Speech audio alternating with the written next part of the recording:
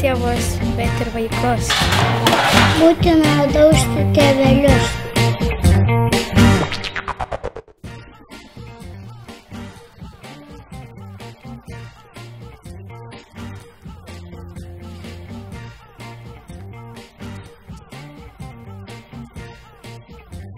Tai jis pasirenka, būna pasiūlyta turbūt draudimą.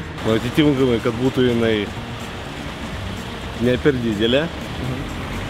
Ką žinau, galbūt jie. Iki 15 tūkstančių. Pajamas, išlaidas. Tai gal pajamos gaunamos?